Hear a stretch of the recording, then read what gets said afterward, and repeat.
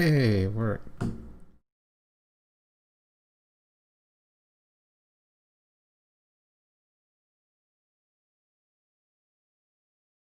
Not on YouTube though. All right, yeah, we are live. Not on YouTube though.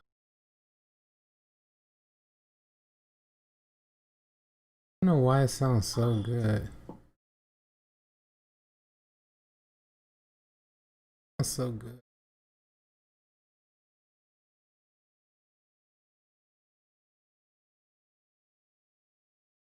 Hey, what up, RVN? Revenge, what's good? Leon out there, what's good? Grayson, AK. 2K is getting blacked out, man. 2K is blacked out. Monte, what up, Hockey? Manny, what's good? Bam, what it is? Salty, what it is? What's good, man? Appreciate y'all coming together, man.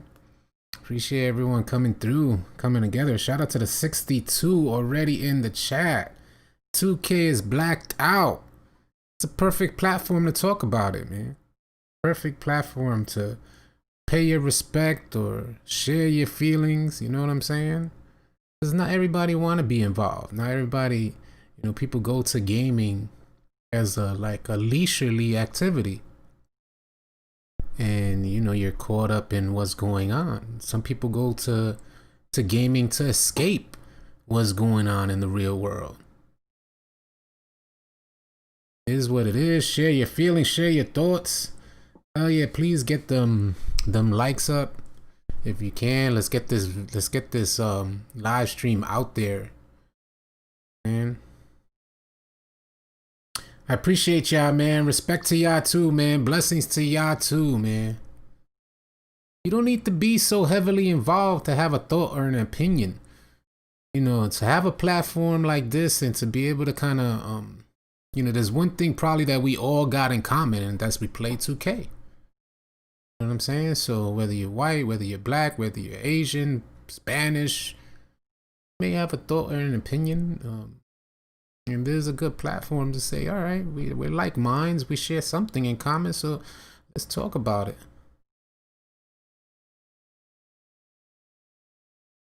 Free BLM shirts at Swags, nice. Escape, yep, escapism. There you go. Michael Carr said, 2K is pretty much escapism. And that's for a lot of people. A lot of people live vicariously through 2K, B. Live vicariously through 2K, or they just want to kind of escape what's going on. Some people just want to break from real life for a minute. Hell yeah, y'all can spam that up, man. Spam that up.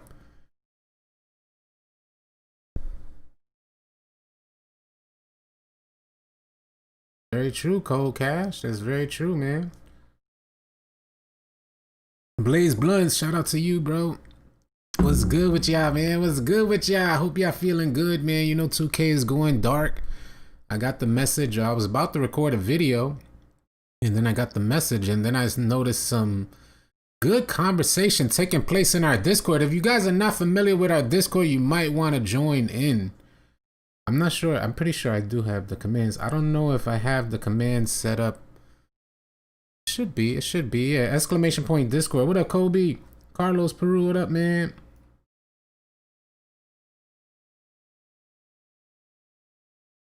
They have all Blacks Matter shirts as Swags. Nice. Yeah, RVN, it's all love. Yeah. So there was a good conversation taking place on Discord, and I don't know how y'all feel about people don't understand the politics. A lot of people don't understand the politics behind, some people say, oh, Black Lives Matter or Black Lives Matter, and then you got another side of people that say it should be all lives matter. And the argument there is, why is it when someone says Black Lives Matter, why do people take that as an insinuation that all lives don't matter but Black Lives Matter? You know what I mean? Like that. And similar to what Bless said in the Discord, it's a good thought. it's good to think that all lives matter, but the whole concept has been weaponized to go against the meaning behind why Black Lives Matter has evolved. So I don't know how y'all feel about that, but you know, it's unfortunate that everything kind of gets weaponized out here. Everything is used as a tool. And while that's happening, while people are like using words to fight, you know, in office, they're using words to make these fights happen. People are really losing lives IRL in the real world. People that are out there are losing lives. I saw this video of this black lady. She went to I think she went to the Walmart. I don't know if you guys saw this, but she went to the Walmart and the Walmart was completely trashed. I'm pretty sure it was Walmart, I could be mistaken, but the Walmart was completely trashed. She couldn't get food for her kids, she couldn't get toilet paper, nothing. Everything was done. So she out there trying to clean up, and people are still going through trying to take stuff and everything, whatever. And this is during the daytime. And so she's trying to clean it up and stuff. And it so happens that another black dude comes through and pulls out a gun on her. I think he was some sort of security officer or something like that. And she was pissed off because she out there trying to clean. Here he come pulling out a gun, talking about like tough and tough. I think 5 other women that he pulled. Oh man, come on, B. You know, it ain't gonna work out. Trashing the neighborhoods ain't gonna work out. I'm not even saying it's like only. Listen, we understand. Hey, I'm from the old school, B. So it's like we understand how things could be set up, and how there's a lot of antagonists out there that make these things happen. But you know, all I mean to say is that while people are weaponizing words in office, there's people that are actually experiencing this stuff in real life. You know, I'm blessed to say that that stuff is not going on where I am right now, but you know, I've lived through it. You know, I've lived through it, all of this stuff. It's unfortunate, man. How you guys feel about it. Shout out to the 87 in the stream. What's good with y'all, man? What is good with y'all? Appreciate y'all coming through, man. Share your thoughts, share your opinions. That's what this is about. 2K is going dark. Everybody is offline. Rest in peace to George Floyd. Chaz, what up?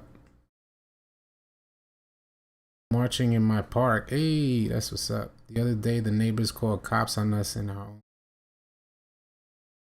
This is the story. This is the story. You know, this is the story that a lot of people are not privy to, man. That's what people just don't understand. Bless says something really interesting in Discord as well. Like, you know, I grew up in the PJs, you know what I'm saying? And Bless put something in the Discord and he said the cops will literally just come by and just park there and surveil us like if we were, you know, locked up, like if we was inmates. And this was just so second nature to me growing up. That was not, I mean, it didn't even dawn on me till I saw his comment on Discord, where it's just like, man, I could think of a million, maybe not a million is exaggeration, but hundreds of times, because I was always out in the street from really young, always out, and stay out there from 7 a.m. to 7 a.m. I'd be out there. But anyway, it was always second nature that they would pull up and they just sit there and watch us. It was second nature because not only that, we had the cameras too that were installed on our buildings that could see for blocks. It was just second nature. We'd be fighting and the cops would just pull up, not even stop the fight. They'll just pull up and watch.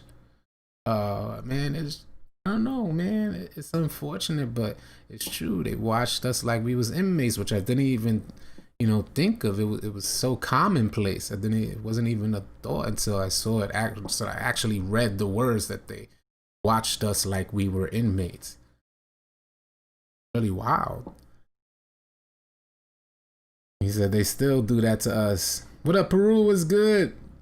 Austin, man. What's good? You the man too. Gabe Wheeler, what's good? Hope everything good. Having a great day. Hell yeah, Gabe. Hell yeah. Hell yeah. But there's a good opportunity to kind of share your thoughts and experiences with people who are maybe they're not from the same neighborhood you in. Maybe they don't understand. You know, a lot of people don't understand the struggle. Like, I tell you the truth, I was mentioning this yesterday on my live stream. This is just real rap, real talk. Where I'm from, I didn't see white people growing up. It's just a pure fact. And I'm from the Lower East Side of Manhattan. This is how like disconnected our neighborhood. We're talking about Manhattan in New York, the Lower East Side. We're not talking about a outer borough. I'm from Manhattan, the Lower East Side of Manhattan, and I didn't see white people growing up. That sounds insane. That gotta sound insane to a lot of y'all out there. But that's how disconnect, that's how separated. Hey, appreciate the $9 super chat, man. Appreciate that, man. But that's how disconnected our neighborhood was from the rest of Manhattan. I'm from Alphabet City, Avenue D. So they didn't come down to Avenue. We didn't get white people to come down. It's different now. Gentrification changed all of that, but they didn't come down to Avenue D for years of my life. I would venture out. I would be the one that would venture out and go to Midtown, Mad Young, and go downtown and Battery Park to Midtown to Uptown. I'd be the one dolo going and venturing out the whole city, walking into Tiffany's at 11 years old, like, yo, I'm good. Like, you know what I'm saying? Like, that was always my mentality. That nobody could stop me, you know what I'm saying? But Lord knows I just didn't know any better back then. That's just how it was growing up. What up, Glizzy? What's good? Cripple Legend, what up? We walked 7 miles in protest the other day. So the reason why I'm bringing that up is because in the same way that I didn't, listen, take this in, y'all.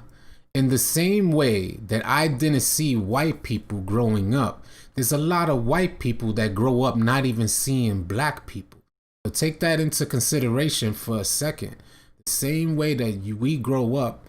So, and I'm not dismissing ignorance. I'm not dismissing brutality in any shape, form, or fashion. I'm just saying that there's a certain, that ignorance,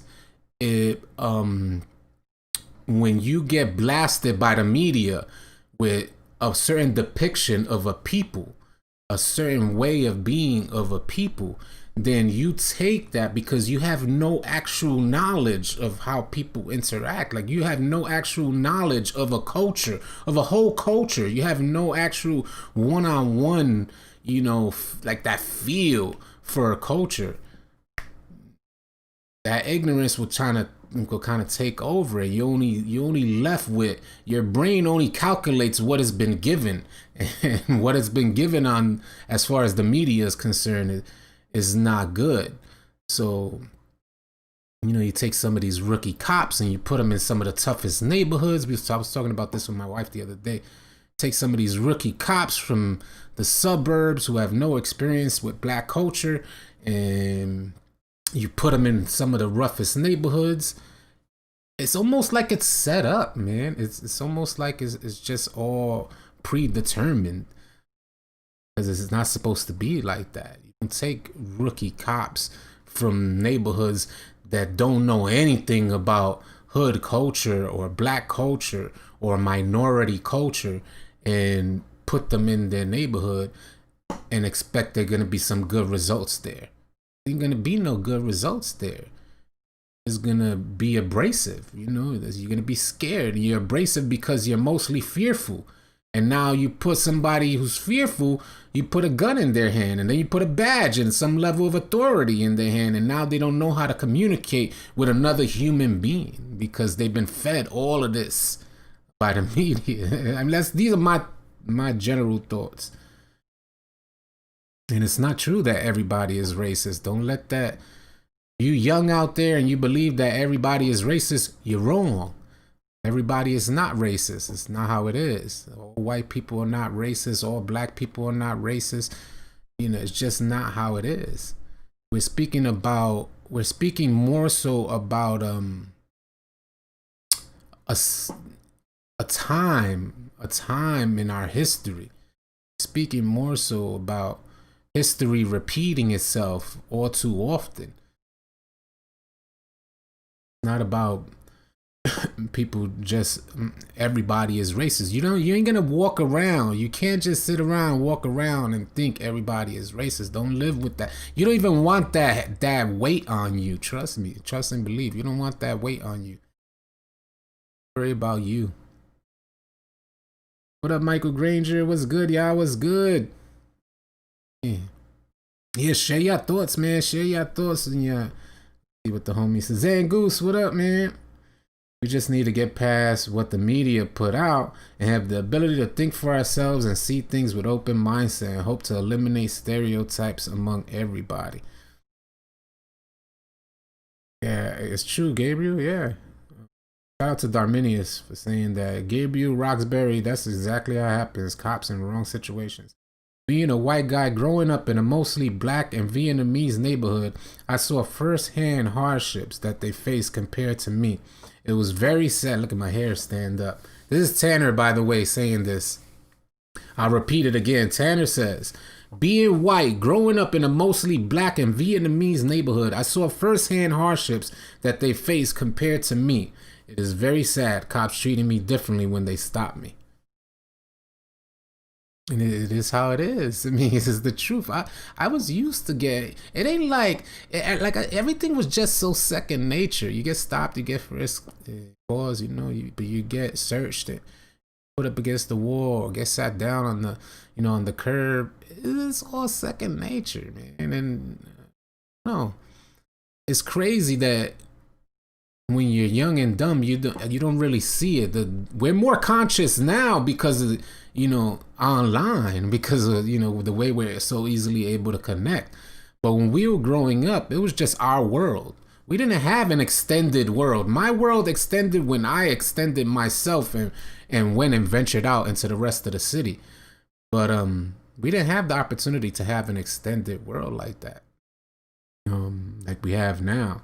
So the youth is way more conscious now. Yeah, we heard that. Yep. What up, Moy? Hey, sorry to hear about your mom, Moy, man. Blessings to you and your family, bro. I hope you're holding up okay. Deepest and most sincere condolences. Go.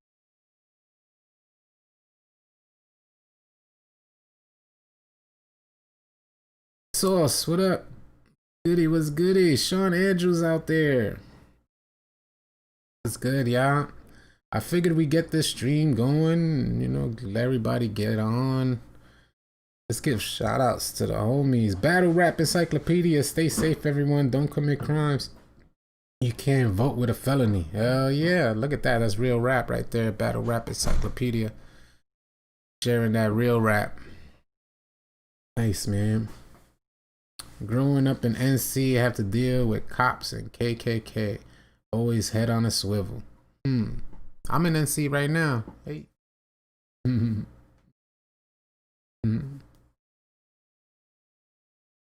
Racism is generational deep. It is real talk, man. I think now more than ever we got the opportunity to see, because I like to speak just more bluntly and without being worried about being politically correct, but now more than ever we're seeing change because of diversity in schools. People are, again, like I said about the cops unable, like I said earlier, about people just not able to get a glimpse of black culture, or black people are not able to get a glimpse into white culture and things like this. But just not knowing, basically the ignorance of some people just not knowing and only going off of what they're fed by media.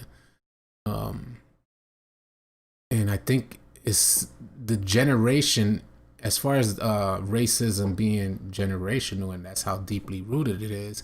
I think the youth now, the white youth, is separating from that aspect there's a bigger separation probably than ever before. I don't know how. I can't like sit here and be like, is that gigantic a separate? But it's got to be a bigger separation now because we're so like minorities are just so deeply ingrained into media and sporting events and it's just the culture and the lifestyle is being spread all over the world. So I think we're creating a bigger gap now more than ever from that generational racism, which I think is we still got probably generations to go before there's even like super huge noticeable difference in how we interact with each other.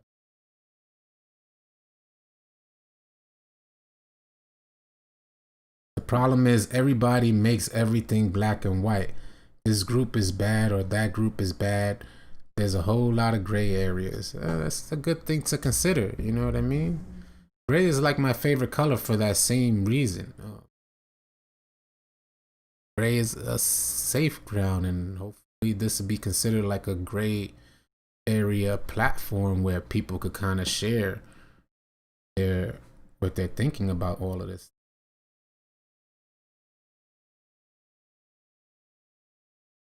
Yeah, and it's very true.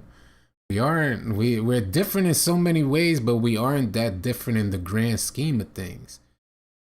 And the generational influences is what changes a lot of people, and now more than ever we have this online world where we're able to kind of see things for ourselves and take things in.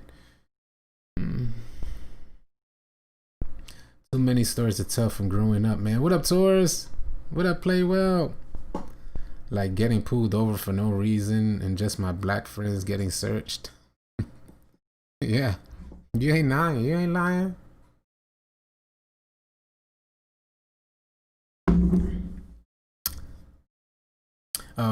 When I grew up, like we had housing police. Stay blessed, Chastity. I want to come show love and respect to this. Appreciate you, Moit. You see what Trump did? No, I haven't seen what Trump did. What did he say? If you think poor black people are so much different than poor white people, you've never been poor. The police has harassed us as well. We could do nothing about it when we were young. Yeah, I mean, I believe it. And this, the thing is that you got to see, like, when you're poor, you kind of get a better understanding of how there wouldn't be much differences when you grow up poor. The main difference there, and that's why I was talking about classism the other day, is because the main difference there as well is when the poor black people meet up with poor minorities meet up with middle to upper class majority, and when that clash happens, mix classism with racism, that's when the most unfortunate things happen. You grow into trying to come out of the poor, like the lower income status, and trying to make your way up to middle income. And that's when a lot of things happen, and that's why a lot of this stuff means something, is because although white poor people may have like the same hardships as poor black people, the difference is when you're coming up, when you come out of that neighborhood, like when I leave the Lower East Side, you leave your neighborhood, there's a greater world. It just seems, in my opinion, there's a greater world for lighter colored skin. You don't know this. You haven't probably experienced some things. Understand that a little bit, but it's just more vast opportunities, and it's unfortunate, but you don't have to walk fearful. And I'm not somebody who walks fearful personally. I'm not a fearful type of person. And like I said, from young, I grew up in New York, so I was always exploring from young. Nobody could hold me back from young. That's always how I've been. I didn't care what color it was. I didn't care about nothing or nobody when I was growing up. Nobody could tell me nothing. I'm Dolo, hood, and I look like a hood kid, but I'm walking up in FAO Schwartz because I wanted to. Mad young by myself. So everybody else walking in there, why can't I walk in there? You know what I'm saying? So,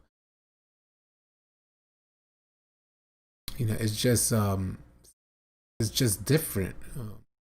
And I never paid attention to people staring at me. I was not somebody who paid attention to people staring at me. I didn't care. I was there for me. But all I mean to say is that when you start your exploration, you start trying to get out of where you were confined to. That's where things change between, people like I say, don't make it black and white, but that's where things change. Yeah, maybe that's something that people need to take into consideration. People was peaceful protesting and Trump told police to get them out of here, so they started hitting people, tear gas, and shots fired by Trump's orders. It's not shocking. It's not. Nico, what up? Even here in Ireland, the problem is the same with the cops. Look at that. My sound is going in and out. Is my sound going in and out? Yeah. Gonna be going in and out. Sure, it's good.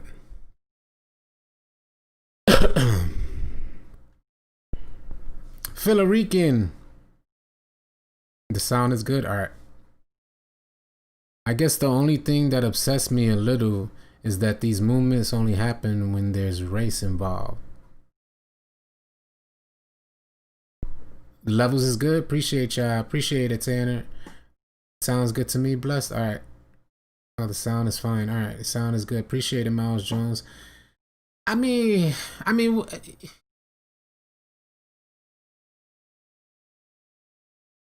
he said when there's race involved, that it goes to show. I mean, you think about it. How long has this been happening, B? That's more so the concern, is that even throughout all the protests and throughout everything, civil rights movements and all of that, there's not much change. You feel what I'm saying? Even if we got this connection, how does it still happen, B? How is it that we get something like George Floyd to happen, right?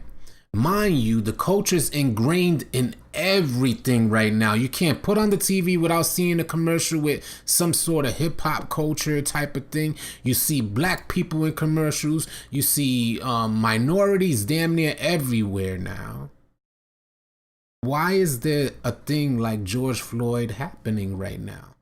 The dude's kids is probably friends with black people. With black kids from school, has black friends playing 2K, has black friends on his Instagram that he's connecting with. How is it that something like that happens? Because now you got to go home and look at your kids. You feel me? I don't know if the dude had kids, whoever did it, whatever the officer did, but now you got to go home and you got to look at your kids, and your kids are going to look at you like, you'll know that look from your kids, where they look at you like, yo, how did you do that? Like, you know that look. And, that's the reason why it's still about race, because it still happens like that. There shouldn't be listen, B, and that's what I was talking about, the ignorance, B. The ignorance is like, and what I mean, and I don't mean ignorance in a bad way. I mean ignorance for its like rightful meaning, not knowing, like just not knowing. You don't know any better, so you approach black people with fear, and it's just. Listen, I grew up, and I don't consider myself a crazy dude, but growing up, I didn't see color. If I was gonna smack somebody, if somebody disrespected me, it didn't matter if you was Puerto Rican, Dominican, black. It just didn't matter. When I got angry, I'm approaching everybody. It don't matter. And I always would, we were deep. We were real deep growing up, but I will always make sure that I give everybody the opportunity to whoop my behind. So I would approach them by myself. So I could actually approach people with 15, 20 deep. But I say, I'll save that for another time. And I go find the person and approach them by myself to give them an opportunity to whip my behind. And what I'm saying by that is, it didn't matter if you was black. It didn't matter if you was tall, big, light-skinned or dark-skinned. It didn't matter to me. And what I mean by that is, that's how much we're all the same, B. That's what people just don't. If you're not in the culture, if you can't really get a feel, you're looking at, a lot of people are looking at minorities or black people from the depictions that they get from the internet, and the internet is giving you a false depiction of our culture. Everybody is really very similar, man, with fears and insecurities all the same. Unfortunate. It's unfortunate that you can't get into it to see it, because you could release a lot of your anxieties if you just got in to see it. You could release a lot of your fears if you just got in to see the culture and live through it.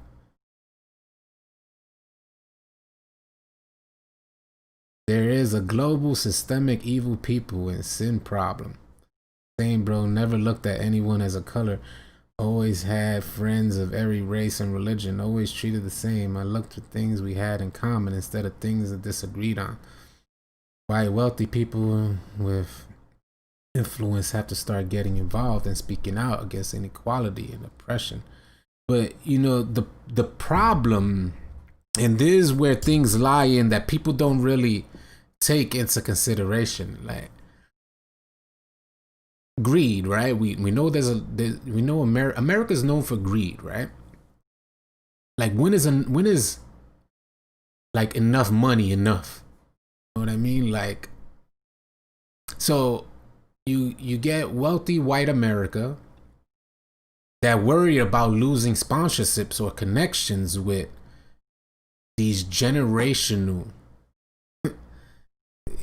This is where you start learning how deep the stuff is, because if a white person, a wealthy white person, and I'm not saying this for everybody, but I know that this is out there. Wealthy white person goes and speaks out and takes a stand for Black Lives Matter. The politics behind it might cost that wealthy white person a whole lot of money in the next coming years. Because there's politics behind just the word Black Lives Matter, which there shouldn't be, but there's politics behind this, so much so that they created and weaponized All Lives Matter. Black Lives Matter has been weaponized as well. It's all the same, you know, two phrases that have both been weaponized in a certain way. So you go and take a stand for something that you think you're standing right for, and you lose money which could have served as college tuition for next 2 generations. And that's how they think. They don't think that, not they, I don't mean to say they or this, but a lot of people think that way. They don't think that enough money is enough money. And to take a stand, it's too fearful for some people to take a stand because they fear too much. Opportunistic, opportunists, country filled with opportunists, man. I feel all you're saying facts. I guess what I was getting at is there's no awareness or movement when we kill our own. It's very true. I hate to bring that up. You know, I hate the idea of when we kill our own, because like I said, I'm from the hood. And there's a reason why we're killing our own. You know what I mean? And if you can't really, if we're gonna start, if you want to bring up the idea of killing our own, then we're not 5-year-olds pulling out guns and killing people. You know what I'm saying? So So there's a whole systemic process from poor schools, poor neighborhoods, neighborhoods that not invest in programs that are not invested into the youth of the neighborhoods to help bring them up properly, and invest in the youth of an inner city neighborhood to help invest in our future. That's not the thought process. The thought process is quite the opposite, and is more so in line with keeping you systemically like held back. So you get poorer schools, poorer teachers. The budget is not there to get better teaching or better schooling. The budget is not there to kind of get better programs to help keep kids interested in different things. Instead, kids are more interested in getting out into the street. So when we talk about killing each other, it's not just, make my hair stand up, because it's not just something that just happened. It was a whole systemic process that started from kindergarten all the way on up. And now you're there, a teenager, damn near dropping out of high school, thinking, hey, what do I do? Do I go work out at McDonald's? Do I, go rob somebody? Do I go sell drugs? These choices. And then you see your homie at the same time come pull up with a chain that's too big for him to even have on his neck, and he's like, yo, yeah, I just got paid, B. Took me a week to get this chain. Like, word. And not to mention the confinement in the hood. I mean, like I'm from the Lower East Side of Manhattan, B. And the reason why I keep saying this is because Manhattan is like the melting pot. This is where you're supposed to see the most like diversity. There was no diversity where I grew up. You're supposed to see the most diversity, and I didn't see no diversity where I grew up. That's how confined we were. Imagine being from Manhattan and you don't see white people growing up. Take that in for a second. You're growing up in the most diverse, probably one of the most diverse areas in the world, period. Supposed to be this called the melting pot. And you don't see white people growing up. Take that in for a second, B. Imagine the separation.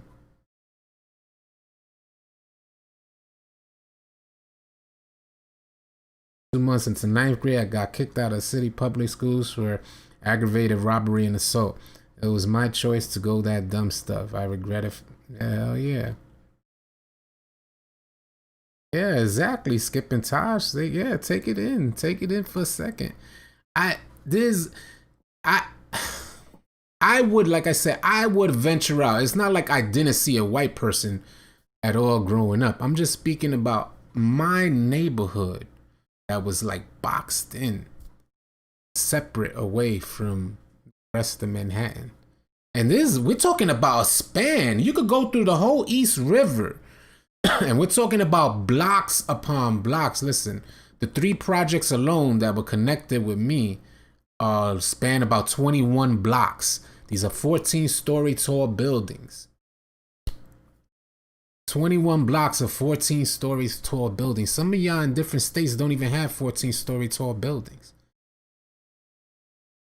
Some of y'all can't even imagine cramming that. The projects like out here where I'm at now is very different from where I grew up. It's like, man, it makes you like, wow, I was filled with a lot of people.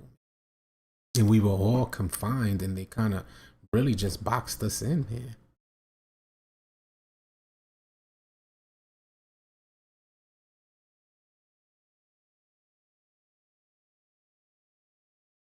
Hell yeah, Dirty Jesse. It's all love, man. It's all love out here, man. We're just sharing our experiences. You feel me? Like sharing our experiences, because if you could bridge some sort of gap, we have a lot of white people who play with us. We have a lot of black people who play with us, Spanish people. Shout out to all the Puerto Ricans out there as well that come through. I'm Puerto Rican myself, but I grew up in a neighborhood that was predominantly black and Puerto Rican. We had Dominicans, but you know, it's predominantly black and Puerto Rican. But if we could kind of bridge some sort of gap, like, because one thing that we all got in common, the reason there's 107 people in here right now, what we all got in common is we enjoy playing 2K. I don't know if maybe enjoyment is a far stretch, but we play 2K. Maybe I should say that we play 2K, whether you're enjoying yourself or not. Like I said, frustrations are real high and incentives are real low. But we do play 2K. I think that's a difficult part for a lot of people, is they can't find you can't really in a standing with you guys. Lego, what up, man?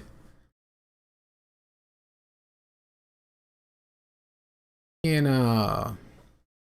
allow the generations to deny what's in front of you. Don't allow like generational experiences to deny what's in front of you. You're a white person having a good experience with a black person. Let it be that, B. But understand that there's some underlying issues there that maybe you're just not aware of. Same with a black person with a white person. You know, you have a good experience with a white person.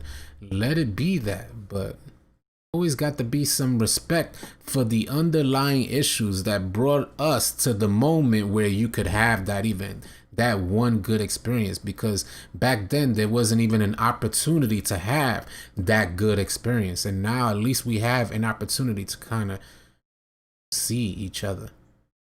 Got to be seen. Got to be seen, you got to be heard. So when something like Black Lives Matter evolves, that's saying I'm trying to be seen, I'm trying to be heard. Although we know Black Lives Matter has been kind of weaponized, and All Lives Matter was also weaponized. It's unfortunate because that wasn't the root behind creating Black Lives Matter. So when I have Black Lives Matter plastered across the screen there, it's for a different reason. It's not for any type of political gain or cause. It's more so for me growing up in the hood and seeing the struggle, not just seeing of just Black Lives Matter, minorities in general, seeing how it is. And yo, enough is enough, man. We're way too connected. We're way too educated in this stuff now to be having to go through the same thing with very little progress but talking. How is it that back then we had civil rights movements and then years later we get riots? Back then we have Martin Luther King, and now there's barely people you could think of that really take that leadership and ownership of what's happening.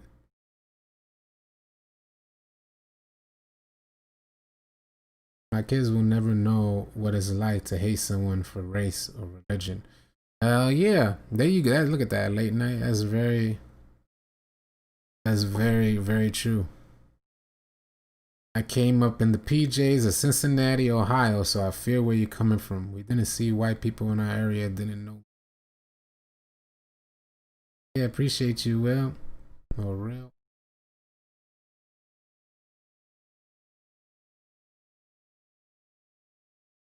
I feel you, Sanford King. Feel you all the way, man. And when you I don't know how to put this exactly into words, but the systemic processes of all of this stuff go a lot deeper than the actual murder. And I think that's what we need to kind of take into consideration as well. The systemic processes of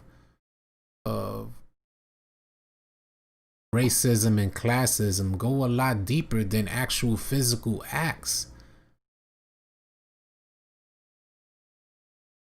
If you're not standing it, listen, take for a second. If you just let go of TV for a little while, how free your mind will get.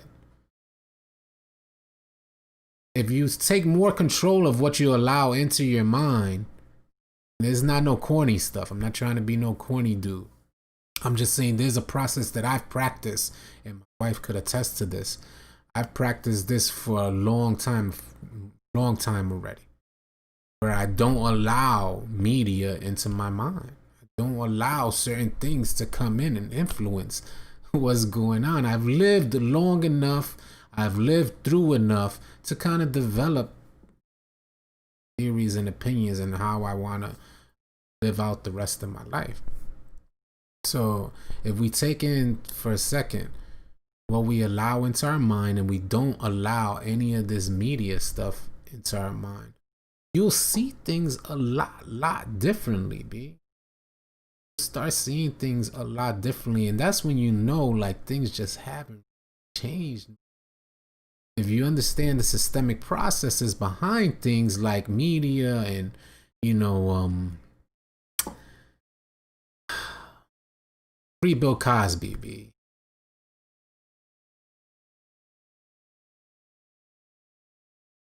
There's a way of breaking down, you know, most minority kids, a lot of minority kids, I should say, growing up, don't have their dad there. And someone like Bill Cosby was the dad to a lot of families. It was the influential male role model that's not present in a lot of minority households. A lot of influential figures get taken down. Just not. You don't really get to understand, like, how systemic, how deep these processes are. Things that we gotta just take into consideration. When I joined the army, and my roommate, I don't know what he said, just a white kid from a small town, and I want to apologize to all people of color for my ignorance. While I wasn't outright racist growing up, I realized the small acts of racism I portrayed. Shout out to Troy Grits, man. Bro, this just gave me a whole new level of respect for you. My man was killed by a cop in the back of the head while sitting. Man, I'm sorry to hear that, bro. Damn. Man, this is kind of deep because my hairs just go up. I'm really sorry to hear that, neighborhood. Sorry to hear that, man. Things go out. Start somewhere. Hell yeah. Why are we hated so much? Something they know that we don't. My promise to every single person in the world is, if you treat me good, I will treat you good. If you care about me, I'll care about you. If you have my back, I'll have your back. I will never change them. Like hood principles. Most white people don't understand they are being racist until late, and no one is there to teach them. That's Troy Grits. Troy Grits is white. And it's just an ignorance there. You feel what I'm saying? Like, you just, it's not even saying it in a bad way. It's just it's a cultural separation, man. Unfortunately, you know what's so crazy? And oftentimes, like, I don't like a lot of, like, quote unquote black TV because it's not my experience, B. I grew up predominantly black, predominantly Puerto Rican. That stuff is fake, B. The stuff that we seeing on TV is not even the real culture. Like, it's not it for real. So you imagine I'm here saying that. I'm here saying that because I don't even like watching the stuff because it's so false. It's a misrepresentation of, like, what black culture be about. Grew up in it, man. So, you know, and it irks the hell out of me. It's like for instance, and let's not even talk about black. Let's say they make a Puerto Rican show, and that Puerto Rican show is so far off from me being Puerto Rican. Think I'm gonna watch that show? In fact, it might even get me upset that that's out there and is showing other people this whole nonsense that's not Puerto Rican. The West Side Story? We ain't out there dancing. You know, what I mean to say by that is that I know what it is and it irks me. So imagine, you know, somebody who has no connection with black people because there's no black people for miles on in their neighborhood. And they go see, you know, these shows. They have a different idea of some people just have a different idea because they're looking at it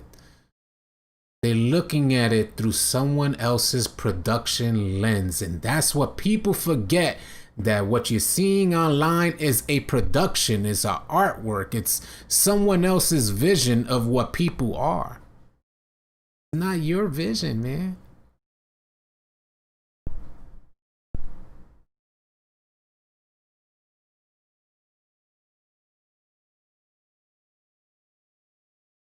A city hug, no more. He's riding for the cause and educating. Hell yeah. You already know, Bugger Man. It's difficult to pinpoint blackness or brownness in shows. Hell yeah. Yeah. It's hella difficult. It's hella difficult to pinpoint blackness or brownness. But don't go so far off. That's what irks me. It's like, that's why I say too, it kind of irks me because it, as difficult as it is to pinpoint blackness or brownness in a show, especially a series that's long standing, as difficult as it is to pinpoint that, and now more than ever, probably because back then there were better shows back then, but now more than ever it's almost disgusting to watch. As difficult as it is, don't go so far off. Even some of the hood shows that are selling out, like even some of the hood reality shows and things like that are just completely selling for production, getting these like misrepresentations of how people really interact. They go so far off, and it irks the hell out of me. It's so far off from the reality. So now you got a culture, you got people trying to dive into the culture, and they're taking this stuff in to dive into the culture. So now I'm gonna tell you a story.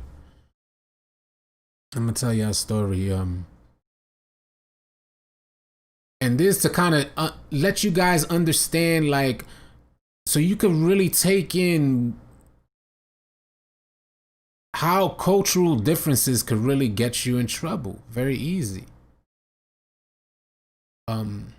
Just take LA and New York. Take a hood dude from LA, put him in. Matter of fact, I have two separate stories because the same thing happened from New York to LA. So my next door neighbor's son grew up with me, ended up moving to LA, shot in the head. Cultural differences, yeah. Now, I wasn't there in LA when he got shot, so all I know, he got killed. Okay? So I know he had a New York culture, moved to LA, and got killed in LA. But one thing I was here for was watching a LA dude move to my neighborhood. Lower East Side, Manhattan, New York, Avenue D. LA dude. Now, if y'all don't know about the Lower East Side is its own thing. So it wasn't too much. You can't really be, there wasn't like separate gangs. LES was the gang. Saying? Even if you was a Blood or a Crip, you had to rep LES like first. So LA dude comes through flagging. Don't know what this dude was thinking. I have no idea. There's cultural differences, y'all, so you can understand. Now we're talking about hood cultures, like hood cultures clashing. Which there should be more similarities there, you feel me? There should be less opportunities to clash. They do come flagging, 3 flags on wrists. He had flags on, like holding his pants leg up. Flag, a headband flag. Flag hanging out the pocket. And then walking through the hood. This dude was not even there, probably not even a week, B. Seen him one time, I knew ASAP something was about to happen to that dude. Out there chilling on the bench, my man Harold, shout out to my homie Harold. He says he's going to the Ave. It's like a few minutes, and the Ave is not too far from where we were sitting. It's just maybe a block. He's going to, because we're in my building was dead center in the middle of the project. So he goes to the Ave, we hear gunshots, pum, pum, pum. We run to the Ave because Harold just went to the Ave a second ago. And guess who's dead on the ground? The dude who was flagging. The dude from LA coming to New York flagging. So happened to look at somebody wrong, and Harold was right there when it happened. He just looked at another dude that was walking by. Who popped them. So the reason why I'm bringing this up is that if there's like these cultural differences between hoods, like just somebody from one hood who grew up in this culture coming to another hood and just trying to blend in and understand could have this amount of trouble. Imagine taking a cop from a white cop from the suburbs who never experienced black people or black culture in his entire life, and you're gonna go put him in the hood. Imagine what's gonna happen. Give this guy authority. You're gonna give him a badge. You're gonna give him a gun. You're gonna give him bullets, a bulletproof vest, ready for war, and go put him in the hood. Of course there's gonna be, it's just like a perfect storm. It's the perfect storm, B. Nah, if you see it happen amongst people who are more familiar with like hood culture and hood mentality, imagine what's gonna be the difference when you add this like extreme amount of fear into a person's heart, and then that fear is just has a gun to kind of make a decision. And then you add pride, not to mention the academy just beating you in the head with pride. Whatever happened to like diffusing? Why isn't diffusing, you know, let me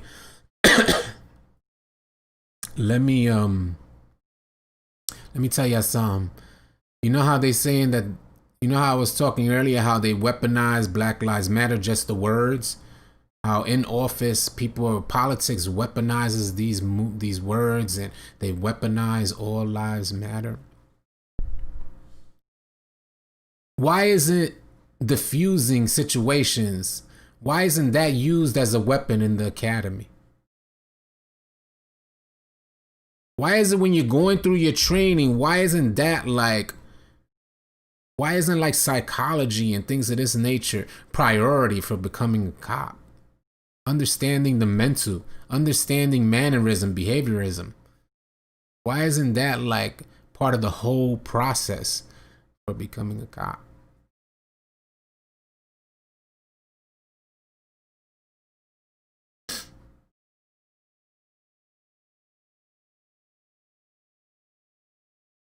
Max repetitions. I'm a cop, but I'm from the hood, so there are many people there. There are my people, so we understand each other. So, right with that, with what you said, if your cop has no experience in the hood, he shouldn't be there. I mean, that's a cop talking, B. Shout out to Max, man. Shout out to Max. What up, Precise?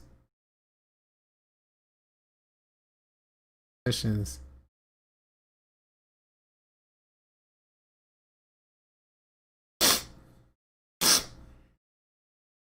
Hey, leave everybody to their opinions, man.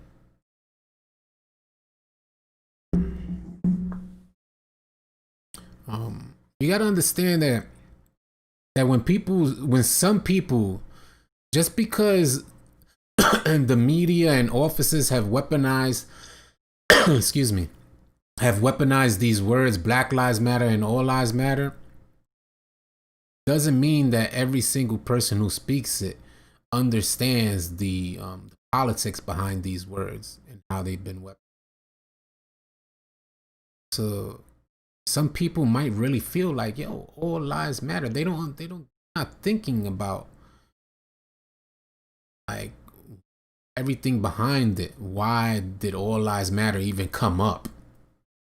They don't think that deep ahead. Although they should, and that's what this platform's about. You should, that's what this live stream's about. You should think a little deeper, especially when words are coming out your mouth. This is why it's so important to listen more than you speak.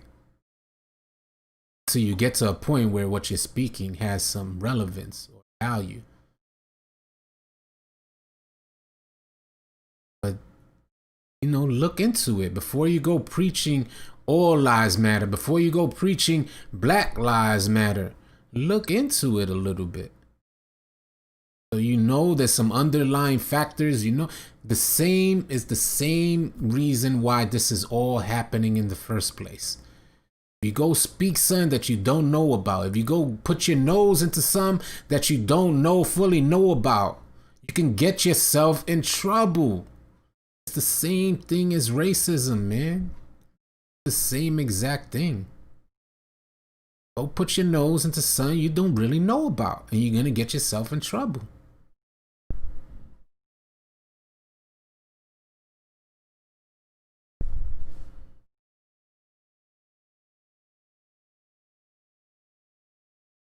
Oh yeah, you should be proud. Be proud of whoever you are. That's whoever you are, whatever color you are. I'm Puerto Rican. There's not more prouder people than us. If you speak Puerto Rican, if you say, oh, he's Puerto Rican, probably the next words are, he got a knife and he's proud.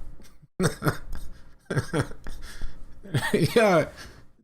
Puerto Ricans are known for being proud, B. Pride. What up, BG?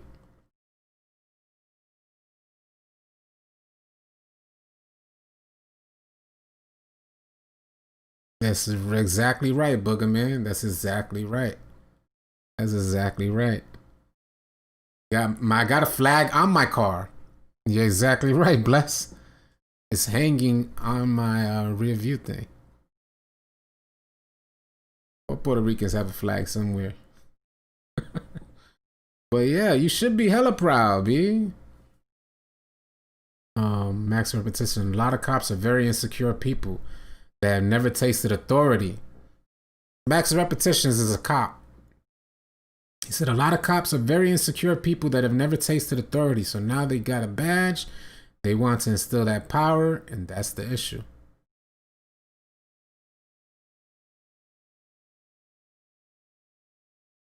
So imagine Max is a cop, right?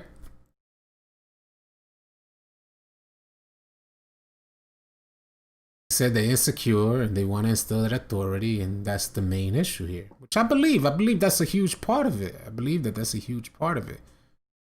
But you're putting these cops in neighborhoods where kids didn't grow up with dads. Majority of kids didn't grow up with dads. I had one friend growing up that had his real dad there, and we were deep, y'all. Like, we were deep. So what I'm saying is that you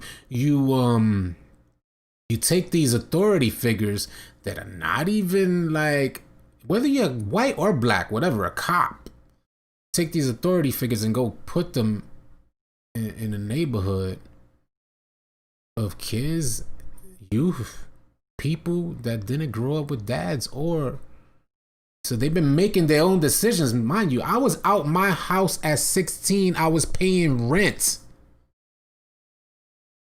2-bedroom apartment, paying rent. 16 years old. Take that in for a second, y'all. So what I'm saying is you got these kids that we're used to making our own decisions from young, B. You ain't finna tell me nothing. Badge, gun, don't matter nothing. I live like I'm a respectable person. I'm respectful to other people. Don't tell me nothing. And the problem lies therein where you got somebody like myself. Thank God none of this ever happened, but I'm sure there's scenarios out there who trying to just, go about their business, go to work, come home, do what they do, and then you get an authority figure coming out of nowhere on a traffic stop, or whether you're getting off the train, and you end up in a situation that is super unfortunate. That's because you're not used to having an authority figure. So, these insecure cops that Max was talking about, like I said, the perfect storm, man.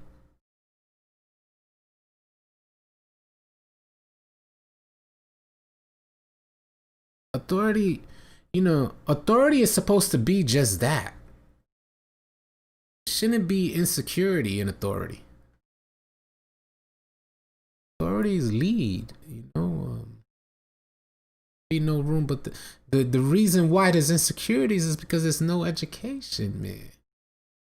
It's not a proper line of education to actually give someone that badge. Maybe that's the problem. Have I ever been discriminated? Like I was saying earlier, man, is something that I just wasn't conscious of. My whole existence growing up was discrimination, which we just wasn't conscious of. We wasn't aware of. My whole, like I said, imagine growing up in Manhattan, the melting pot, and you don't see white people ever in your neighborhood for years on end. That's discrimination in itself. And it's not to say that white people are supposed to come to our neighborhood. I'm not trying to say that. What I'm saying is the separation factor, the process to separate people. That's what I'm trying to say. I'm not speaking about an individual white person having to actually walk into our neighborhood. I'm talking about the processes put in place to keep people separated, is what discrimination is. Systemic.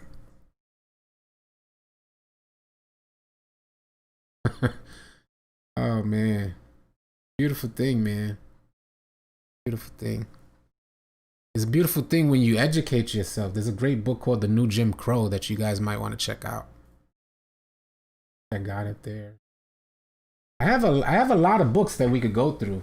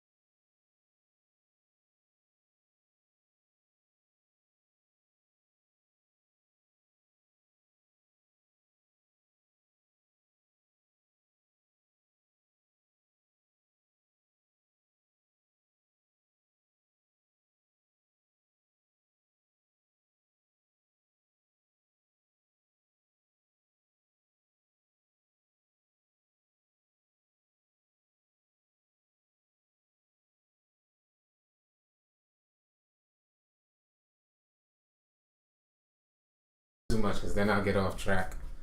I start reminiscing on the old school times, man.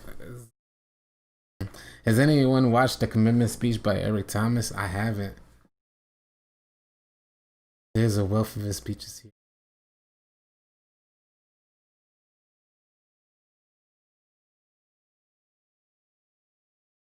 I feel like at some point everyone needs to say F all the BS.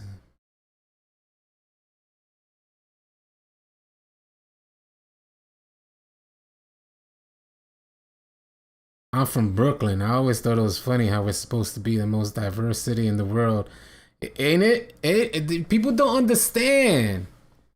People don't understand that, B. And Brooklyn is a perfect example, B, because if you're in the projects in Brooklyn, it's the same difference as where I grew up. I grew up in the Lower East Side, so, you know, we were more so closer to Brooklyn, so our influences from the Lower East Side was like Brooklyn and Harlem. We were right in between and had a lot of influence from BX as well. That's where like our LES culture kind of evolved from a mixture of everything. Brooklyn is very similar in that way. Go through the PJs, and not even the PJs, just cross the bridge, South First. I mean, just cross the bridge. Different. What up, Turk?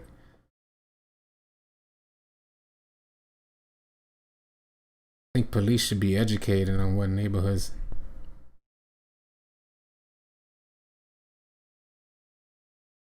I feel you all the way, EG.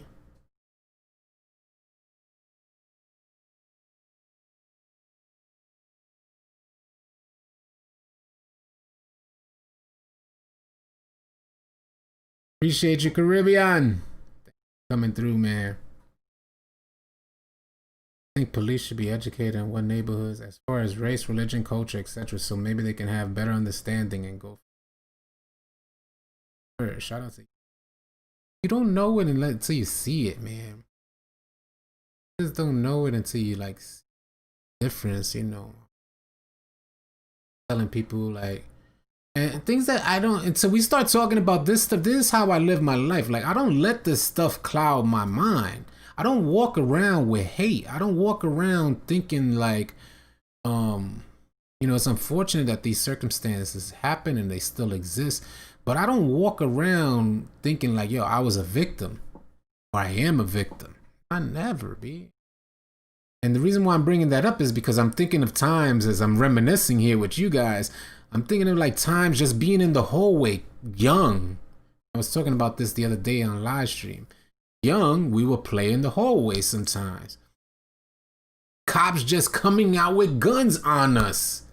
And we, like, and I don't mean to laugh because that's a very serious situation. But the cops just bursting into the hallway with guns drawn on us.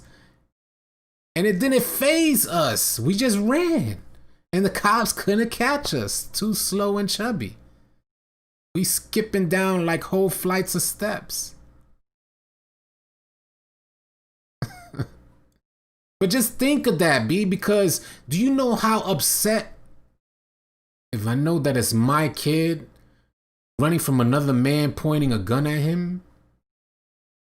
Although it didn't faze me as a kid growing up, and it doesn't faze me to this day, I don't allow it to have that much of a stranglehold or stronghold on me or my life. My kid, put that gun on my kid, and it's a whole different story. Let me find out another man point the gun at my kid, and it's a whole different story. You're gonna want to pop his top off, take his head off. Feel what I'm saying? So these are the type of things that, although it didn't faze me, this is how we could understand. Like, yo, that's wild. How do you come out and point a gun at kids, B?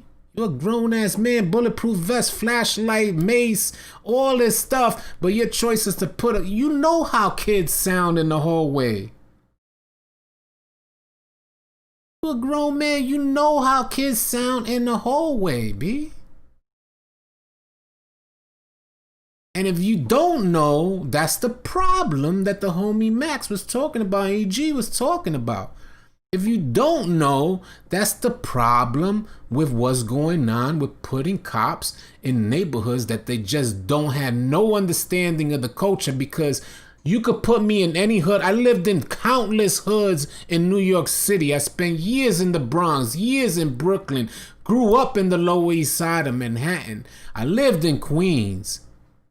I'm talking about years in all of these neighborhoods, 138th and Cypress, 169th and 3rd Avenue, right by Fordham, what was it called? 183rd and what was the... Anyway, everywhere I lived in the Bronx, somebody got bodied. I'm just saying, man. Like, if you don't know, or what I mean to say is that I know, like, I could sense bad things. Like, you just have this intuition, it is instilled in you. If you don't know as a cop that you're given a gun where there's a bad situation, then that's your first problem, B. Not saying that things cannot happen, but you have it's a sixth sense, man. Get that feeling like, yo, something bad's about to happen, but you don't hear kids in the hallway and say, oh, something's bad happening right there. That's not it. I see you overlooked my question about Slave Patrol because that's where the police history started and the relationship with black and brown people. Appreciate that, Vontae. I might have missed it. Hey, Cuddy, I get you. Listen. This we're all black from South Seattle. People be dying here left and right, and I tell all my brothers every day we're gonna make.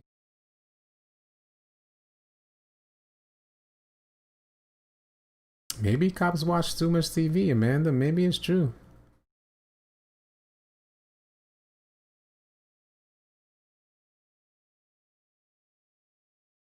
Listen, I tell y'all, because just to let y'all understand, like, y'all hear me talk and hear this is like, to let y'all understand, because I keep it a buck with everybody. Like, when I moved out the Lower, I moved to Queens, and I loved it. I love Queens. Queens is like the suburbs. It's like beautiful, a lot of places. But I had lived in Maspeth and then Ridgewood. Ridgewood was more in line with where I grew up. The first, really, really nice. You know, people are flowering plants and stuff like that. So that was the first place that I moved out. And then from Queens, I'm pretty sure I went to Brooklyn after that. And it was fairly nice in Brooklyn as well. You know, it was like easy going life. Everything was easy going. You go to work, come home type of stuff. And although people from the nicer neighborhoods probably wouldn't consider the neighborhoods I was living in was nice, but compared to the Lower East Side, it was way nice as far as Queens and Brooklyn go. But all the years I spent in the BX, and I wanted to kind of help you guys understand how these cultural shocks could happen to anybody. And although it could be easy, I was able to easily adapt as well. But for some people, they can't easily adapt. Some people are not able to even adapt. Maybe it's the hairstyle that they can't change or feeling, or they can't stand people watching them, or they don't know how to react when eyes are on them, things like this. The reason why I'm bringing this up is because it's like when you go from from Queens or nicer neighborhoods into the BX, and I moved right into 169th 3rd Avenue. I remember very clear the first day. Now I'm fresh. I'm fresh. I'm super fresh. Hair curled up and everything. Looking extra Southside, extra Spanish, extra non-hood. Have my shoes on. I'm on my grown man type of stuff. And move. And that don't really mean nothing out there. I learned enough of this. In the Bronx, even the flyest nigga would, like the flyest dude would do something crazy. You know what I'm saying? So that don't really mean nothing. How fresh you are, but I'm fresh and I haven't had to be involved in this BX lifestyle in years. It had been years already that had passed. I was already about making my money. I was already about, being on my grown man stuff. And I come to the BX, the 169th and 3rd Avenue to move. And it's a cultural shock. Everybody looking at you like, yo, he's food. Yeah, they looking at you like, yo, who is this dude? Smell good. This dude looks super fresh.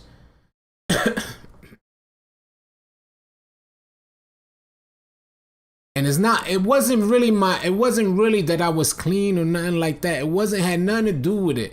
It was my mannerisms, it just kind of, like I said, you grow up with certain intuitions, B. And I had lost touch with those intuitions, which I thought at that time, you couldn't tell me I lost touch with those intuitions until I was going. You had to take the train to 149th and 3rd and then take a bus because there was no other train that went over there. Then take a bus to 169th and 3rd. So I'm like, yo, wow. I haven't had to experience that type of lifestyle in a few years. It had been. So you start seeing people, you pull out your wallet. I got the Louis Vuitton wallet. Like, this is how fresh I'm, like, fresh. And people were taking in all you can't, and you just exuding that you're out of touch. People take that in ASAP. I mean, I was able to adapt real quick, but I'm just saying, people take that in ASAP. You feel that. I feel that now. You know what I'm saying? Like, but at that time, it was the ignorance. I didn't know. And I lost touch.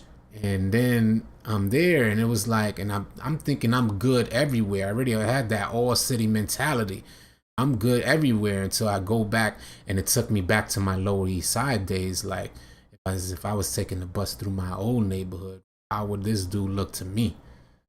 It's that cultural difference is what could happen very easily to everybody. A lot of people out there who are either were in it and got disconnected or were never involved in the first place. Hey, Troy, appreciate it, man. Hey, this was the realest thing I've seen on YouTube in a minute, and I appreciate what you're doing. Thank you, Troy. I appreciate you too, man. Another issue is that these elites are removing God out of everything. It's very true, man. Our Father, our Creator, no color when we follow the Spirit. Shout out to D Butler, man.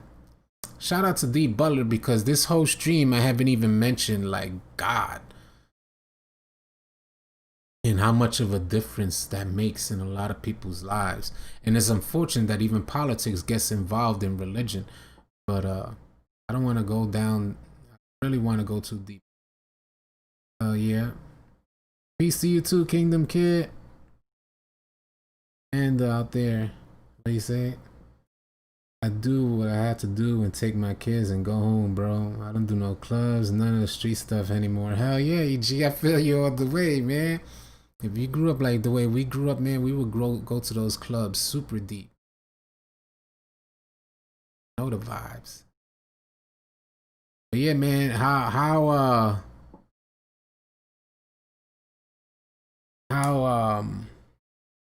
respect to you too, Oliver.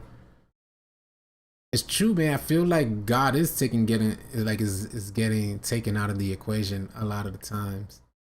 It's scary to think of that, although that would never happen in my household. It's scary to think about like lives, people just living life without God. You take the reason why I'm saying that is because it's humbling to know that there's a higher power. And if you take that humility out of people,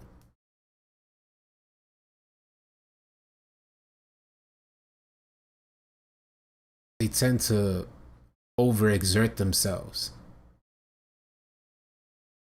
A lot of times, if you're humble enough to know that there's a higher power, there's really no need to overexert yourself.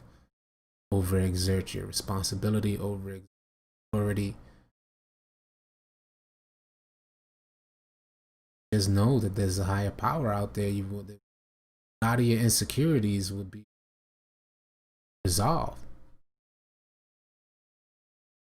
Won't be no reason for insecurity if you know there's a higher power. If you truly believe there's a higher power out there, what are you insecure about?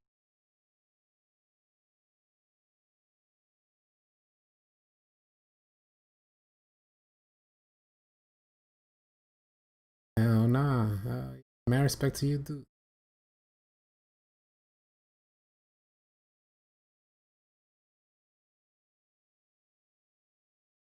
We all bleed red. People respect people. Fight Chance, appreciate you too, man. Big 100 in the chat.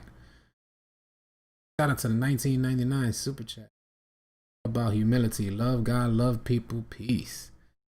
Society makes people feel uncomfortable to talk about what's really. Yeah, the reason why because very much like politics, religion is, people have strong religion. And I feel you should have strong feelings. I just like to say that believing in that higher power, believing in your God will keep you humble, having faith. To take the weight off of your shoulders. You feel what I mean? So many people walking around with like 100-pound weights, just like 200-pound shoulder. Like, let it go, B. You're not controlling it. So all too often, you know what happens as well, man? A lot of times, people think they have so much control over everything. And as years pass by, even the decisions that you spend the most time thinking of, let's say you spend a week trying to make a certain decision. As I'm getting older now, I'm able to look back on things that I invested so much time in and say, damn. And I don't mean actual, like, I just mean so much of myself. Like, you invested all your energy into things so meaningless. 5 years later, you don't get to learn those things until time. Like, hindsight is 2020, but a lot of people kind of cloud their own hindsight, and it's like, easy, B. This path is written, coach. Let it go. Have faith. Be humble. Chill, my G. Just chill, bro. You like going nowhere super fast. A lot of people just go nowhere super fast and swear they got the answers to all of this stuff. Want $1 million? What you want $1 million for? Do you got the answer to that? If people answered that question prior to getting the money, there'd be a lot less issues going on right now.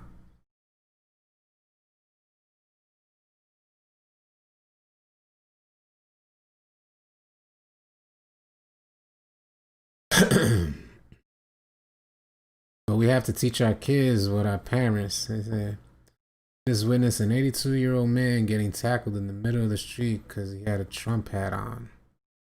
He was rushed to the hospital and he wasn't. Sorry to hear that, KB.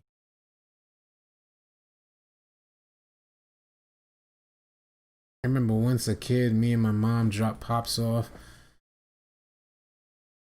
big nature park. I was like, what the heck are we doing here? Maybe 8 miles. I'm jumping out the woods with a big bag. Wow.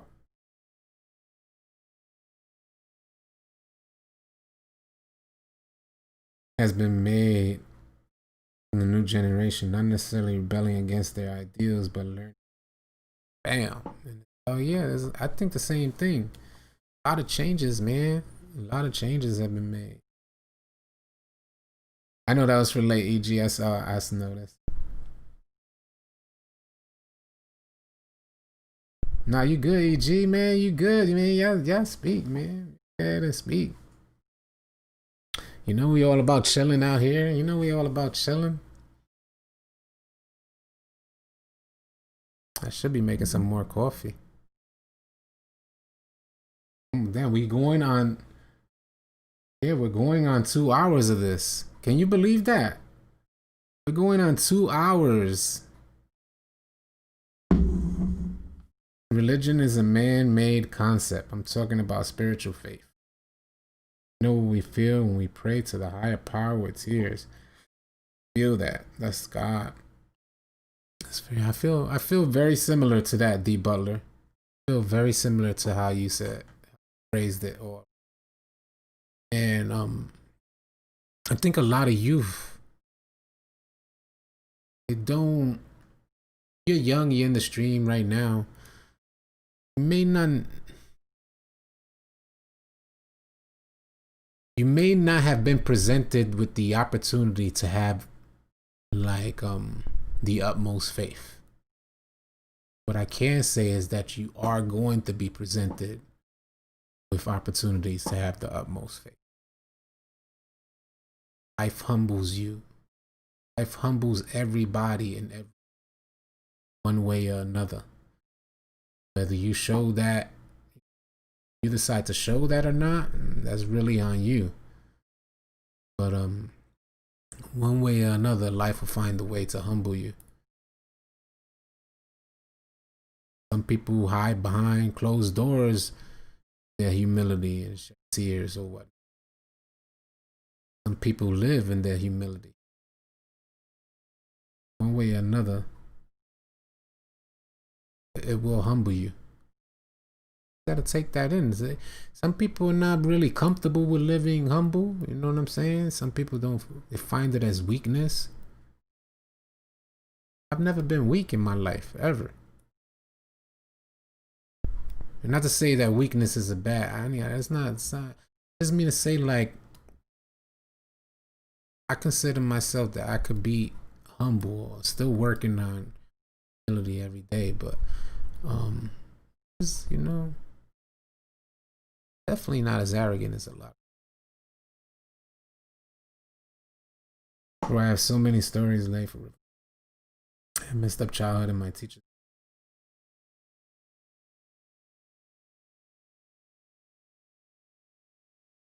For a reason.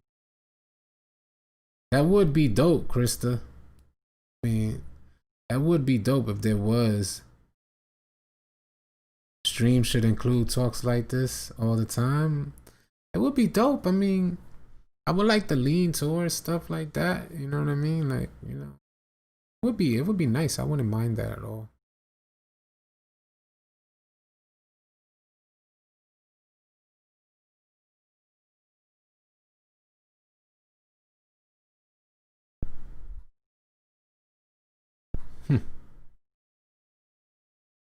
So hey, D. Butler, I was telling everybody about the new Jim Crow. Have you read that?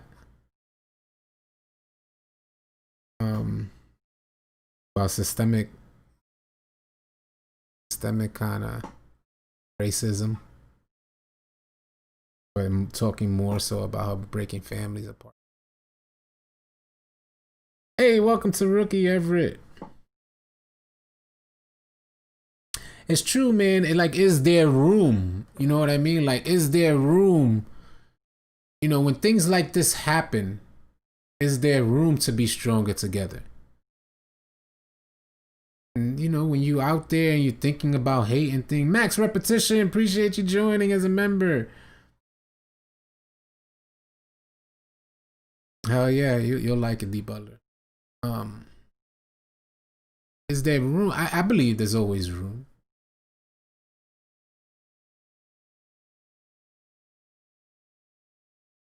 I think it's more. Oh yeah, Travion. Oh yeah, Travion. You already know. What up, Slick? By the way, if y'all didn't know, 2K dropped some free. Yeah, appreciate you, Quentin. Is there room for growth? Is there room for conquers all? And not to be nothing like that, but it's annoying to just constantly go through the same thing, to constantly see some nonsense. Another huge thing, and something that we got to take into consideration as a generation, is that everything is more accessible now. So like a lot of the stuff that happened back then during different times was not recorded and things like this. It wasn't accessibility. It wasn't, everything is easily accessible now. So we're able to spread knowledge even quicker.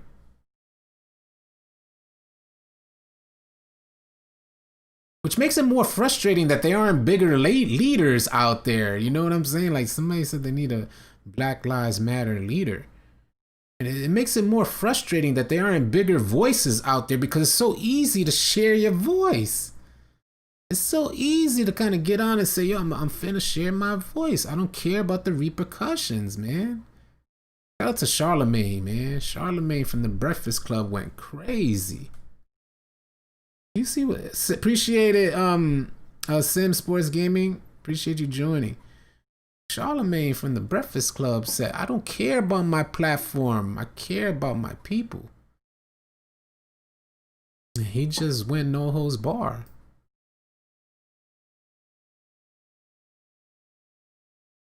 Killer Mike. They're trying. Some people trying, but there's people with a lot. There's people of color with a lot of money that aren't stepping up to the plate.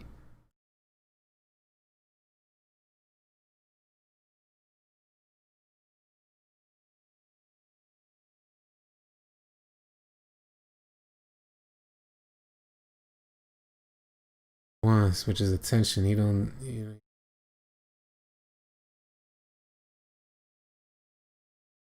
He is, man. He is. I ain't gonna front. Charlemagne is an educated dude.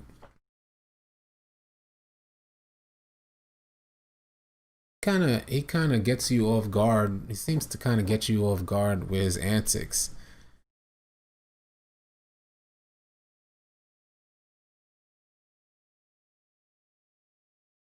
Right, man. But as a white person that wants change, I despise that. It makes us all as bad. The one black friend who gave you the, what is that? They probably feel above it all. Maybe they do.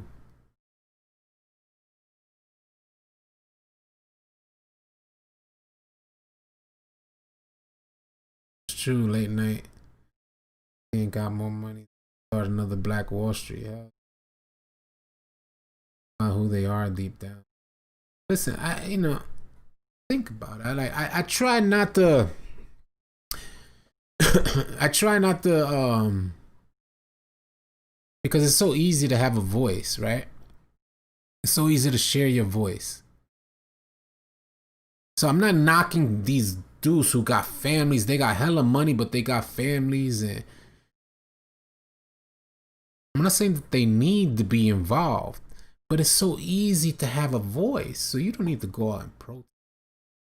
You just go sit in your home, hit start recording, and then share.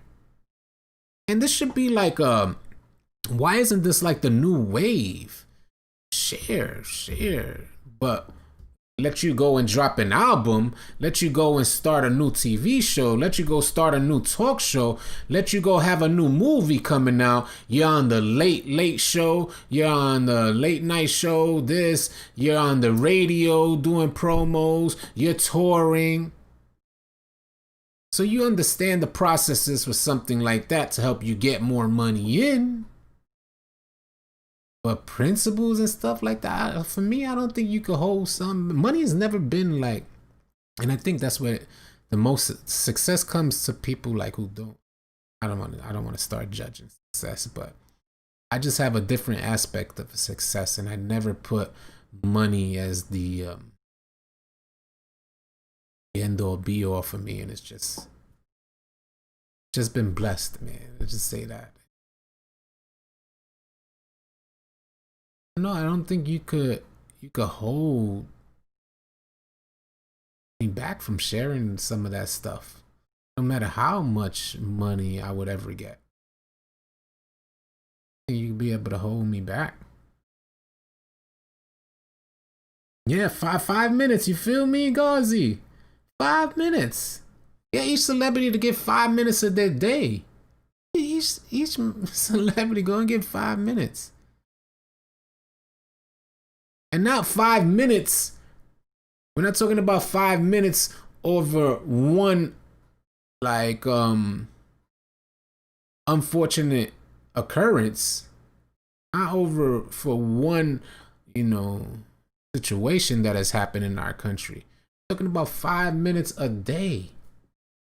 Give 5 minutes of your day to talk. You entertainer, taking money. You get 5 minutes back of real talk. Real talk. Get 5 minutes back of real talk. Let somebody see you for real. A lot of times too, we aspiring to be like some of these people. My wife asks me often, she'd be like, what do you think of this person? Like, I'd be a celebrity. And I'd be like, I don't even know that. Like, we only know what we're given. Like I said, production. We only know what we're given. You don't know none of these people. Half of the people that you're around right now for the last few months, you barely know. It takes years to know somebody, and I've been fortunate enough and blessed enough to know how long it takes to actually know somebody. So a lot of people aspiring to be like this, artist or this movie star or TV show star or whatnot. We don't know these people, man. We don't know them.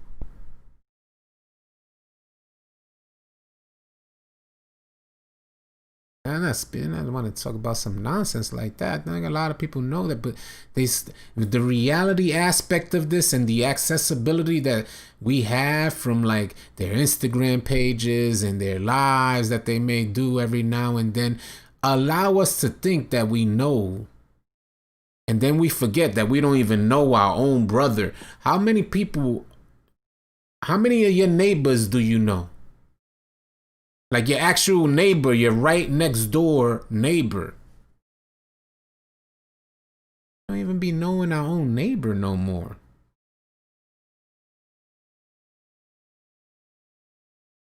You live next to somebody for years and don't even know their name. I'm not like that, B. I'm not like that.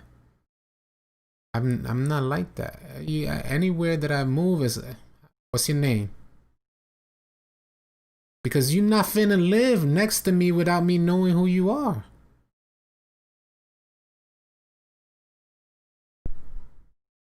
That's how it's been, B. I've grown to quite a different person. It takes years to know yourself. Hell yeah, Max. Let's speak that stuff, Max. It takes years for you to find out who you are. Imagine how long it's gonna take for you to find out who a stranger is, or your neighbor is, or who a celebrity is. You ain't lying, man. Like, yeah, that man's a good dude. You don't even know yourself yet.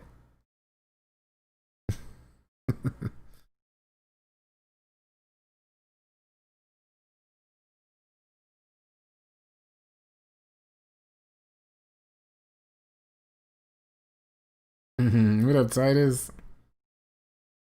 Still got 90 in the chat. I guess y'all liked this stuff, man.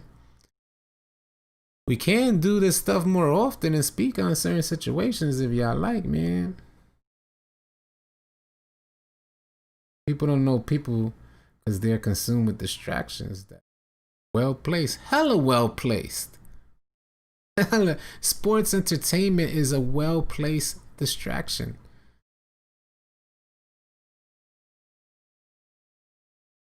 Movies, all this stuff is well placed distraction. And I think we all do for entertainment. I'm not trying to knock whatever we want to do in our leisurely time, but a lot of the stuff is well placed.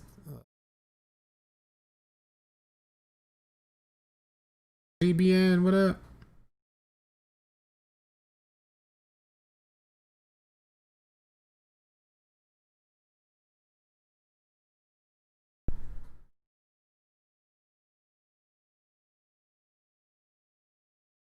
Yeah, I don't know why you got put on timeout. What are your thoughts on Drew Brees' comments? I didn't see Drew Brees' comments. Like I said, y'all could tell me though. I try not to.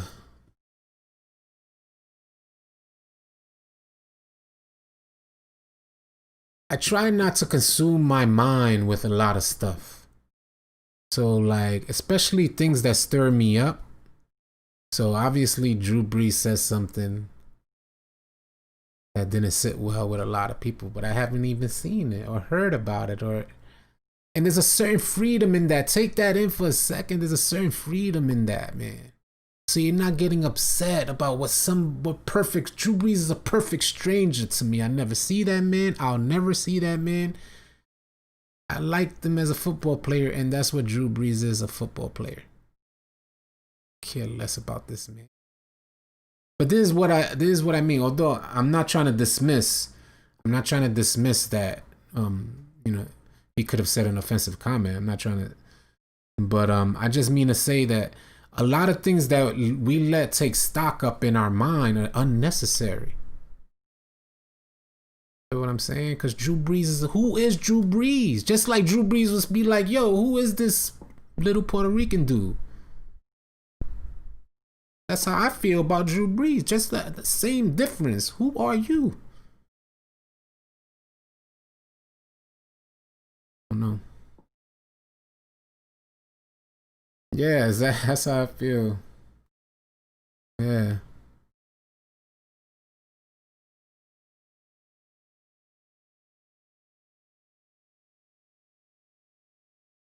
Mm-hmm. He didn't say anything racist whatsoever, and the fact that people in Louisiana are so fast to judge him just shocks me. What did he say? That wasn't racist.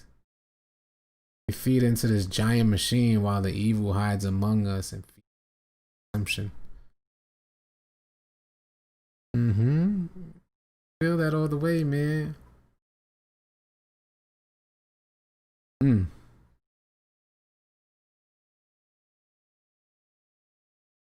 Oh man. When does 2K come back on? Does it come back on at 4? I thought it was only 2 hours. I didn't even know if this thing was gonna work out, but it ended up working out. We had some great conversations, man.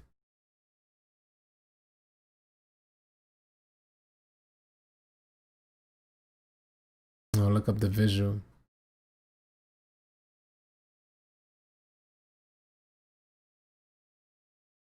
Yeah, the reason why you probably wouldn't understand why that's offensive, Joseph View, is because all you have to do is very the reason why something like that is offensive is because it's the same difference. It's a weapon. It's the same difference as saying all lives matter when people are saying Black Lives Matter. Why do all lives, or why does the words Black Lives Matter, like why do people feel that that's some sort of insinuation that all lives don't matter? So the reason is very similar in that sense, because if he's gonna go and say that he feels it's disrespectful to the flag, you could just shut up and stay on over to the side, because you're not understanding why people are choosing to take a kneel during the national anthem. So just shut up and stay on over to the side, B. Because there's obviously a bigger issue at hand. You're taking a kneel because of what's going on you're taking a knee because of what's going on in America. America is disrespecting America by not taking a bigger stand on what's going on. So someone taking a knee, and for someone like Drew Brees to even comment on that is exactly why I try not to clutter my mind with that stuff, because it stirs up too much emotion and it's so like slap in the face kind of stupid for you to even say a comment and not take notice as to what's actually happening. So much so that it reached an NFL football star and touched him so much that he decided to take a knee. And America won't even take notice of what's going on, and instead we're gonna have football games and try to entertain people as if none of the stuff is happening. That's why it's disrespectful. This is what people need to understand. That's why it comes across as disrespectful.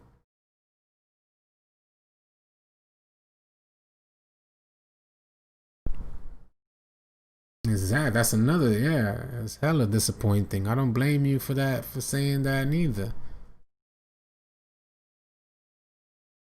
It's hella disrespectful. You've been supporting that. I actually like Drew Brees as a football player too. He was one of my favorite quarterbacks. But that's where it comes across. These are the reasons why it comes across disrespectful, man. You go in and shut up and stay on over to the side. Let somebody do what their God-given right is to do. If they don't want to, you know, stand for the national anthem or they want to take a knee, let them take a knee. What does it have to do with you, B? Listen, if there was nothing real going on in the country, if there wasn't actually these events happening in the country, then I could understand that maybe you have something to say. But there's actual media like talking about everything that's unfolding, and here you go and opening your mouth for no good reason. It is what it is. But like I said, also, like somebody, matter of fact, like somebody said, it's probably, you know, just a distraction, because look at how easily I got stirred up. And this is what you got to kind of take into consideration. Even if you find yourself getting stirred up, understand that a lot of this stuff is distractions, B.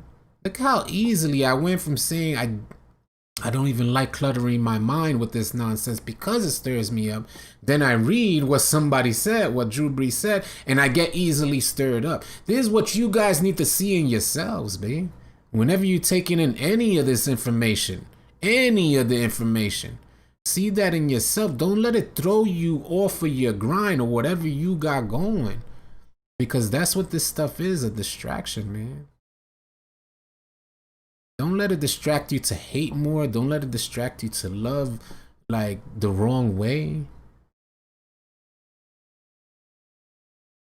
It's what you got going on, because you could get easily distracted and sidetracked from what you're supposed to be doing, whatever that is.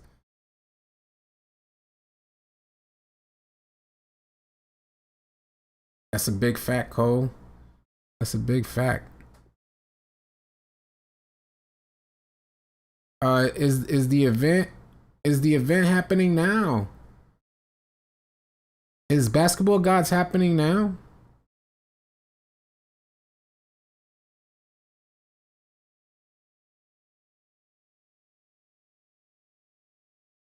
When does Basketball Gods happen? What up, Cordell? Good, y'all.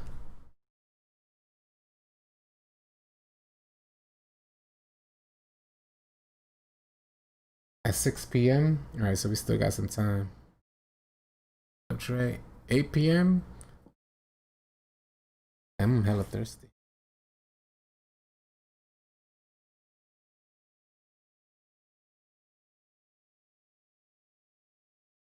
Shout out to everybody in the stream, man.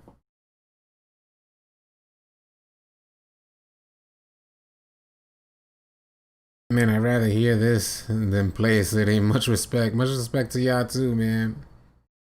Really appreciate you, man. By far, my favorite 2K. Yeah, Quentin. Life is way too short to worry about flag respect and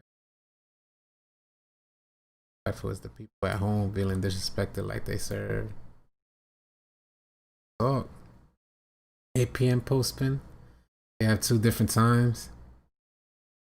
People be talking and looking on their phone during the anthem, getting mad at a man for respectfully kneeling. That's hella interesting. You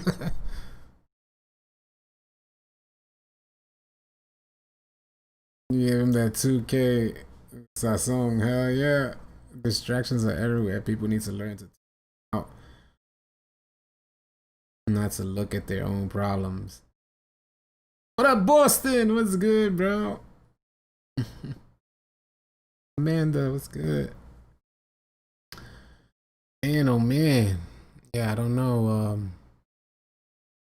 I don't have the chat. It would have been nice to have the chat on screen. I'm streaming through regular OBS right now. Why you don't see the chat on the screen. been nice probably to have the chat up there too. That's why people associate kneeling with this. It's the same. It's not associate. It's not even associating kneeling with disrespect. It's the same reason why all lives matter became a thing, and why Black Lives Matter is something different than what it was intended to be. People weaponize certain. It ain't a thing unless you allow it to be a thing, pretty much. Just because the media is saying it's a thing, yeah. I don't think everybody feels like kneeling is disrespectful. It's just the idiots, B. And that's how I black and white things in my own mind.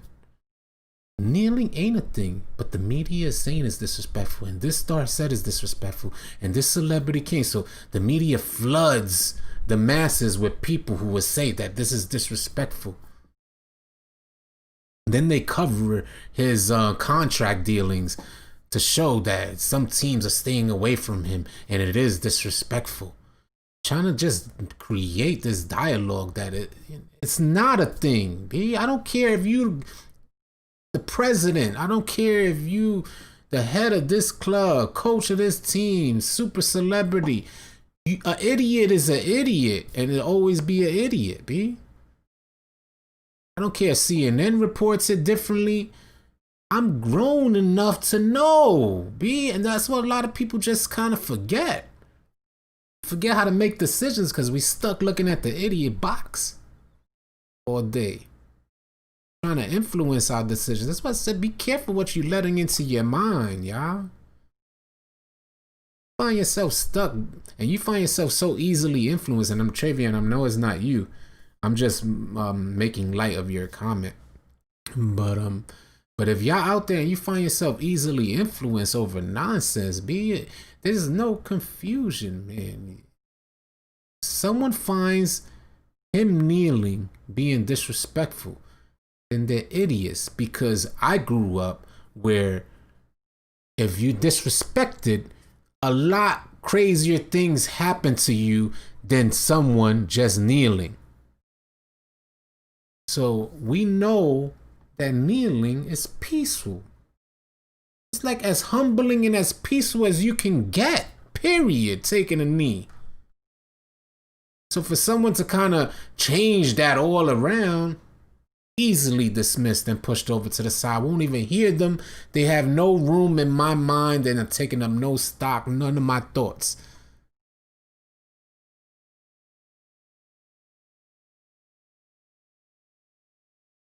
Hell yeah.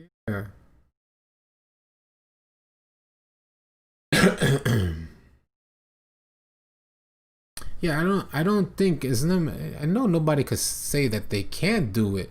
It's not a matter of can't do. It's what happens, the repercussions of when you do make something like that happen. There's a whole other aspect to this stuff too. Like, you know, you get death threats, get emails, things like this that you get on the back end of this that you're willing to take on. What I mean, you get a lot of support as well, but willing to take on just for taking a knee.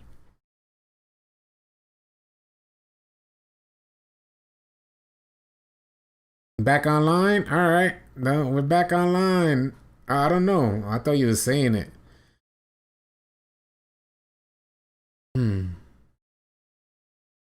I feel that too, Cole. People fought for us to be free. So if he wants to take a knee, he wants to lay down. If he wants to sit down, he can be as free. Yeah, he gets free. Got back online? Alright. Alright, the homies are back online. It's been absolutely great, y'all. National anthem was a racist song at first. Hey. Said 1 to 3. What up, Brandon? If the US government can't control it, they destroyed it. The only reason it was called disrespectful was because he dared to protest the abuse of black people. Glizzy! Play the part game. Love is love. Black don't crack. Hey! I'm finna cook up 2K like nothing happened.